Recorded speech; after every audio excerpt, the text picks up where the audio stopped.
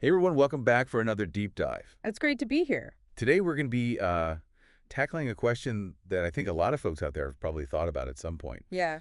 Do you have to quit your job to pursue your dream?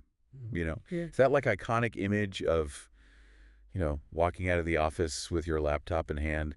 Is that the only way to become an entrepreneur? It's a pretty popular image, right? I think Yep. we've all seen those movies where someone dramatically quits their job and then suddenly they're like a millionaire. Right, yeah. But in the real world, things are usually a bit more, you know. Nuanced, a Mhm. little less glamorous. Yeah, exactly. Building a business, it takes time. Yeah, for sure. Resilience and often, yeah, a steady paycheck. So you're saying that ditching the day job, maybe not the best first move? Right. It's not always about making that like huge dramatic leap. But doesn't that kind of go against that whole, follow your dreams thing that we Or always hear about? Not necessarily. I think you can follow your dreams and be smart about it. In those early stages when you're first starting out, things can be pretty unpredictable. For sure. Your revenue might be up and down. You're still figuring out your market. Definitely. There are going to be bumps in the road. So that 9 to 5 you have, it's like a safety net. I like that. A safety net. Yeah. So it lets you take risks, but calculated risks. Yeah. And it lets you kind of, recover if you stumble a bit. Exactly. And you don't have to risk everything. Yeah, that makes a lot of sense. Yeah. It's almost like having an investor in a way, but instead of someone else, it's your job giving you that initial backing. Exactly. It's like you're funding your own dream. That's a great way to look at it. Yeah. And that steady income gives you the space to breathe. Right. You can reinvest in your business. You can try different things. You can, even make mistakes without having to worry about, like losing everything. Yeah, that takes the pressure off. For sure, especially in those early days. Especially in the early days when you're still, figuring things out. Yeah, exactly. This actually reminds me of a story that you told me once about when you were first starting out and your love of coffee. Oh, you had to bring that up. I did. But I think our listeners would love to hear it. So paint us a picture. You're fresh out of college. Okay, so picture this, right? I'm fresh out of college. Ah. I'm like totally convinced that I'm going to be, the next big tech mogul. Of course. So I quit my part-time job, going all in on this business. You're going for it. Yeah, long hours fueled by endless cups of coffee. I bet. I was living the dream, or so I thought. You were living the dream. All right, so all those late nights, all that coffee, did it pay off? Were you making, No. were you rolling in it? No, not even close. Yeah. I actually sat down one day and I did the math and I realized I was spending more on coffee than I was actually making in sales. Oh, wow. Like my profit margin was in the negative. Ouch. Yeah. And it wasn't because of fancy coffee beans either. Yeah. So what did you do? Double down on the coffee. Yeah. More willpower. Well, there was definitely a moment where I considered, selling my laptop to pay rent. Yeah, I can imagine. Thankfully, it didn't come to that, but I did have to, swallow my pride a little bit Yeah. and pick up some freelance work on the side just to kind of keep things afloat. Just to stay above water. Yeah, exactly. Yeah. Not glamorous, but it gave me the time and the space to, keep working on my passion. Yeah. And I think that's something that people don't always talk about. It's not always pretty, Right. but it's about being resourceful. Yeah. It's about getting things done. Exactly. It's about, that resilience that we talked about. And you know what? I wouldn't change a thing about it. Really. Yeah, that whole experience taught me so much, about managing my money, about being resourceful, and yeah, the importance of having a backup plan. A backup plan. And, a steady income, it can be that backup plan. It's like that cushion that lets you take risks and maybe even, make those mistakes and learn from them Exactly. without it being, a total disaster. Right. So it's not just about playing it safe. It's about setting yourself up to succeed, Exactly. in the long run. It's about building something sustainable. Exactly. And it's not even just about the money, right? I mean, there are all these skills that you learn in a regular job that I think people kind of overlook. Oh, yeah, for sure. Things like managing your time, Absolutely. meeting deadlines, learning how to communicate effectively, Yeah, all that stuff. working with different kinds of people, Yeah, all those things, they're so valuable when it comes to running a business. So even if your day job isn't directly related to your, dream business, Right. you're still getting this like amazing training in how to be an entrepreneur. It's like a free masterclass in entrepreneurship. You're getting paid to learn. I like that. And, sometimes you can actually use resources from your job to benefit your side hustle directly. Okay, now this is getting interesting. Tell me more about these resources. What are we talking about here? Well, think about things like, free software, Okay. internet access, the professional development programs that some companies offer. Right. I've even known entrepreneurs who have, used their company's network to find their first clients. Wow. Yeah. That's using your resources. Yeah, Smart. Okay, so I have a feeling you have a good story about this. I do. I actually used to work at a company that offered a ton of online training courses for their employees. Yeah. And we're not talking about, basic stuff like how to use the copier or whatever. Right. These were real courses on, project management, digital marketing, even graphic design. Wow. So what did you do? Did you sign up for all of them? Let's just say I became their star student. I bet. I bet. I took any course that seemed even remotely related to what I wanted to do. So it was like, your own personal business school. Exactly. Really funded. Wow. And you were getting paid to do it? And getting paid to do it. Yeah. Yeah, it was Yeah. perfect. That's amazing. Did anyone suspect anything? Nope. They just thought I was, really committed to my professional development, Which you were. which I was in a way. Yeah. Just not maybe in the way that they thought. Exactly. That's brilliant. So it's about thinking creatively and, sometimes the resources are right there in front of you. Right. You just have to, see them And use them. and use them. Yeah. So this all sounds great, but let's be real for a second. Juggling a full-time job and a side hustle, it can be a lot. It's definitely a balancing act. How do you avoid burning out? How do you even find the time? Well, you have to be really intentional with your time and your energy. One strategy that I found really helpful is time blocking. Yeah, it's all about finding those little pockets of time, Mhm. and making them work for you. So blocking out specific time slots for certain tasks. Right. Like I might block out, an hour every morning before work to, work on my website or write some content. Okay. And then maybe a couple of evenings a week I'll focus on, marketing or networking. So it's about being really organized and disciplined. Yeah, you have to be.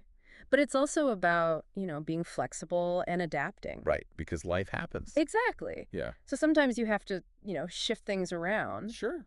but having that, basic structure in place, it really helps. Yeah, that makes sense. Yeah. Another thing that I think a lot of people struggle with is, feeling overwhelmed. Oh, yeah, for sure. Like there's just so much to do when you're starting a business. Right. And it can feel like you're constantly playing catch up. So how do you deal with that feeling of overwhelm? I think the first step is to remember that you don't have to do everything at once. Okay. It's a marathon, not a sprint. Right. So it's okay to start small and focus on one thing at a time. Yeah, prioritize. Exactly. And it's also really important to celebrate those small wins, Yeah. Oh, yeah. because that can really help to boost your motivation and keep you going. Yeah, for sure. I Yeah. think it's easy to get caught up in, what you haven't done yet Yeah. and forget to acknowledge, all the progress that you've made. Absolutely. Yeah. And I think it's also really important to, be kind to yourself. Yes, self-care. Exactly. Yeah, Starting a business is hard work. it is. So you need to make sure that you're taking care of yourself both physically and mentally. Yeah, you can't pour from an empty cup. Exactly. So, make time for things that you enjoy. Yes. Get enough sleep, Like, eat I well, love that. all of those things. Yeah. And, don't be afraid to ask for help Oh, yeah, that's a big one. when you need it. There's so many resources available to entrepreneurs these days. Definitely. So you don't have to go it alone. So, we've talked a lot about the benefits of keeping your day job while you're building your business. Mm-hmm. But at what point does it make sense to, take that leap and go all in? That's the million-dollar question, isn't it? Yeah. Is there like a magic formula or, a checklist that people can use? I wish there was. Right. But unfortunately, it's not that simple. It really depends on, your individual situation, your risk tolerance, your financial situation. So it's kind of like that, leap of faith that we talked about earlier. Yeah, But this time it's based on, more than just a feeling. exactly. It's a calculated risk. Right. You've got the experience, You've got the data. the data you've been putting in the work. Yeah, you've built a foundation. So what are some of the things that people should consider when they're trying to make this decision? Well, I think financial preparedness is huge. Okay. Ideally, you should have at least a few months of living expenses saved up. Right. And you should have a really good understanding of your business financials, Right. your revenue, your expenses, your projected growth. So it's like that safety net again. Yeah, But this time it's coming from your business. exactly. You want to feel confident that you can actually support yourself Yeah. with your business income. Right. Make a living from it. Yeah, But it's not all about the numbers. Right. I mean, I think the emotional side of things is also really important. Oh, absolutely. Yeah. Leaving a stable job to, pursue your own thing, it can be really exciting. Yeah. But it can also be scary. Oh, for sure. There's a lot of uncertainty. So how do you know if you're emotionally ready to take that leap? Well, I think it's about, being really honest with yourself about your risk tolerance. Okay.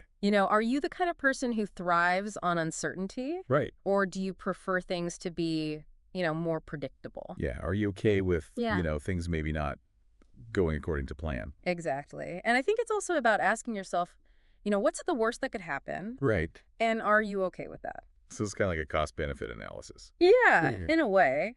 But it's also about, your gut feeling. Right. Trusting your intuition. Exactly. And I think, we've talked about this before, but being okay with failure Oh, yeah, that's so important. is such a big part of this. I mean, even with the best plan in the world, Yeah. things don't always go the way you expect. Right. So you need to be able to, pick yourself up and learn from your mistakes. It's all part of the journey. Exactly. So for our listeners who are out there, thinking about taking that leap, what advice would you give them? I would say trust your gut, Okay. but also do your research. Yeah. Talk to other entrepreneurs. That advice. Yeah, and make a decision that feels right for you. Right. There's no right or wrong answer. Exactly. It's your journey. Yeah, it really is. And, speaking of journeys, I think for this last part of our deep dive, Okay. it would be really cool to kind of hear from some people who've actually done this, who Yeah. built their dream while still working in 9 to 5. Absolutely. I think hearing from people who've actually been there, Yeah. can be so inspiring. Right. It makes it real, Totally. It makes it feel like, okay, this is something that I can actually do. Exactly. So I reached out to a few entrepreneurs that I really admire Oh, nice. and asked them to share their stories with us. Awesome. I'm excited to hear what they have to say. Yeah. So first up, we have Sarah, who started a handmade jewelry business Okay. while she was working full-time as a graphic designer. Sarah's work is amazing. I've seen her pieces online. Yeah, she's incredible. She's built such a great brand. She has. And what's even more impressive is that she actually grew her business to the point where she was able to leave her design job Wow. and focus on her jewelry full-time. That's amazing. And she did it all while, having a life. That's the dream, right? Right. It is. So here's what she had to say about her journey. Okay. She said, "For me, holding on to my day job while I was building my jewelry business was essential. It gave me the financial stability to experiment and invest in my business and not freak out, when things went wrong," Makes sense. which they always do at some point. Yeah, for sure. And she also said that her design skills from her 9 to 5 were super helpful when she was creating her, branding and her marketing materials. Oh, yeah. That's a great example of what we were talking about earlier, Yeah. about those skills transferring over. Totally. Yeah. Like a secret weapon. Exactly. And Sarah also talked about the importance of, setting boundaries between her work life and her business. Okay. She said that she made it a rule to not work on her jewelry after 8 p.m. on weekdays. Oh, wow. And she protected her weekends for, family and friends. Yeah.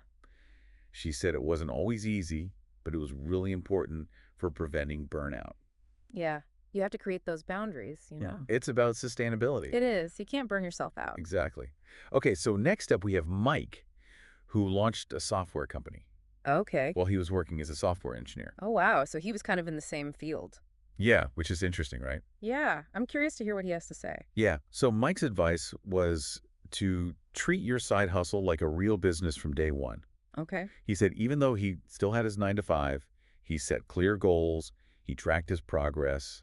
He really held himself accountable. I love that. And he said that mindset shift really helped him to stay focused and motivated. They sound. And it made the transition, to doing it full time so much smoother.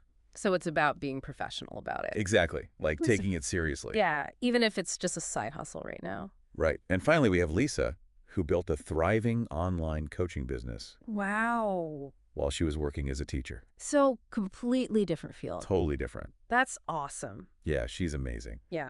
And Lisa's biggest takeaway was the importance of community. Oh, yeah. Community's huge. Yeah, she said connecting with other entrepreneurs online and going to, industry events Yeah. was like a game changer for her. It helps you to feel less alone. Totally. Because it can be lonely, right? Yeah. Especially when you're first starting out. So finding that tribe is so important, It is. It can make all the difference. whether it's online or offline. Exactly. So I think that wraps up our interviews. Yeah, 3 amazing stories. Really inspiring. And, they really show that it's possible Yeah. to build a successful business Yeah. and, create a life that you love while still having that security of a 9 to 5. It's all about finding that balance, right? Exactly. Hmm. So as we wrap up this deep dive, I just want to leave everyone with one final thought. Okay. There's no one right way to do this. Yeah. Whether you choose to keep your day job, go all in on your business, or, find some kind of hybrid approach, Right. the most important thing is to stay true to yourself, Absolutely. to your vision, and to your values. Couldn't have said it better myself. And, I would just add, never underestimate the power of those small steps. But small steps. Yeah, even if you can only dedicate, a few hours a week to your dream. Right. It all adds up over time. Consistency. Exactly. So keep showing up, keep learning, keep growing, Mhm. and, never give up on those dreams. Never give up. And on that note, we'll wrap up this episode of The Deep Dive. Thanks for joining us, and until next time, keep diving deep.